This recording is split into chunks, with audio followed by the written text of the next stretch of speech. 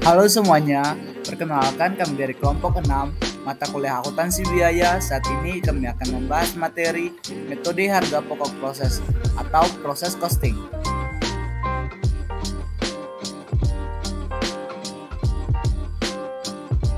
Pengertian metode harga pokok proses.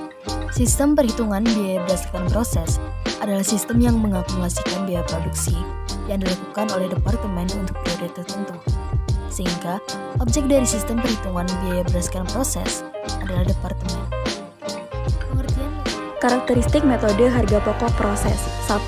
Proses produksi bersifat kontinu dan massal, sehingga produk yang dihasilkan perusahaan sifatnya homogen dan standar. 2. Perhitungan total biaya maupun biaya per unit dilakukan di setiap akhir periode.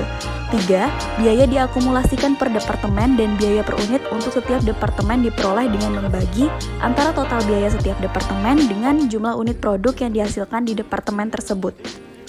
4. Laporan biaya pokok produksi di setiap departemen merupakan laporan yang digunakan untuk mengumpulkan, mengikhtisarkan, dan menghitung total biaya maupun biaya per unit untuk setiap departemen di akhir periode.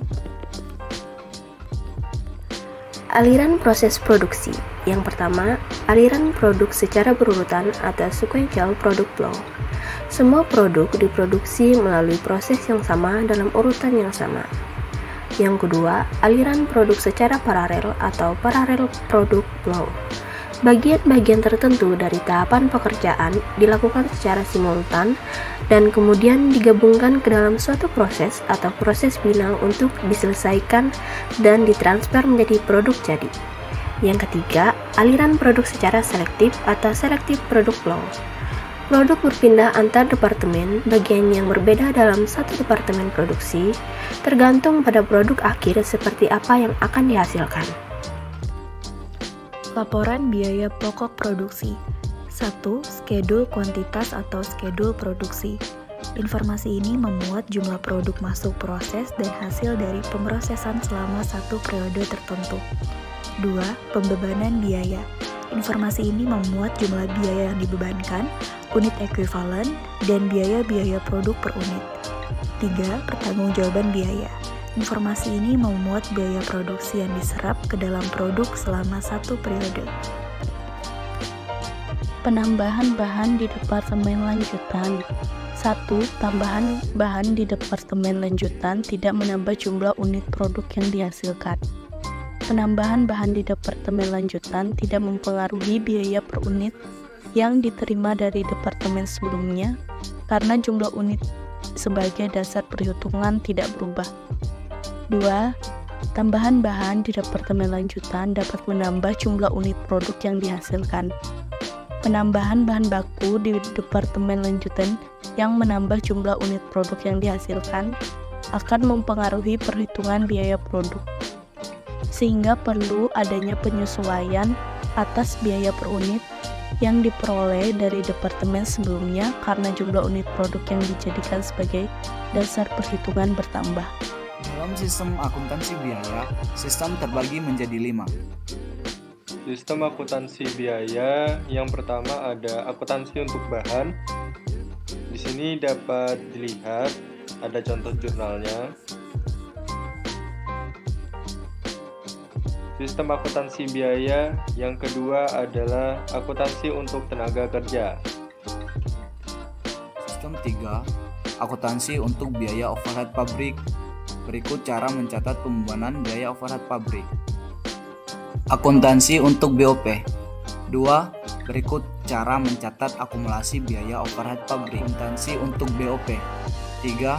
Berikut cara mencatat selisih biaya overhead pabrik. Lalu, sistem akuntansi biaya yang keempat yaitu akuntansi untuk produk jadi dan PDP. Berikut adalah jurnal untuk mencatat bahan baku di proses lebih lanjut. Berikut adalah contoh jurnal untuk mencatat produk dalam proses akhir.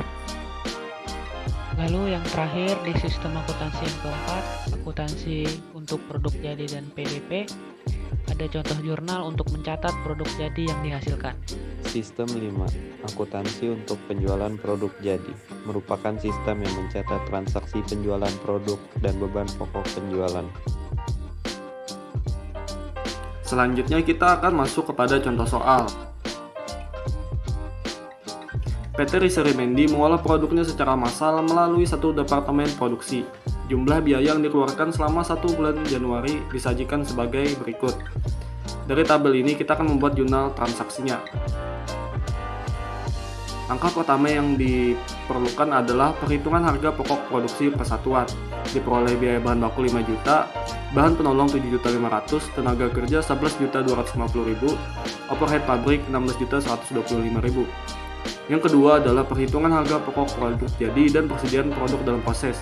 Diperoleh harga produk jadi sebesar 35 juta, biaya bahan baku 1 juta, biaya bahan penolong 1.500.000, biaya tenaga kerja 1.500.000, biaya overhead pabrik 1.125.000.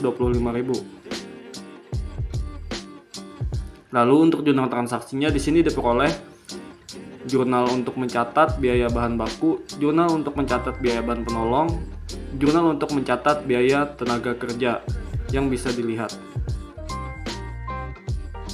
Selanjutnya adalah jurnal untuk mencatat biaya overhead pabrik, jurnal untuk mencatat harga pokok produk jadi yang ditransfer ke gudang, dan yang terakhir, jurnal mencatat harga pokok persediaan produk dalam proses yang belum selesai diolah pada akhir bulan Januari.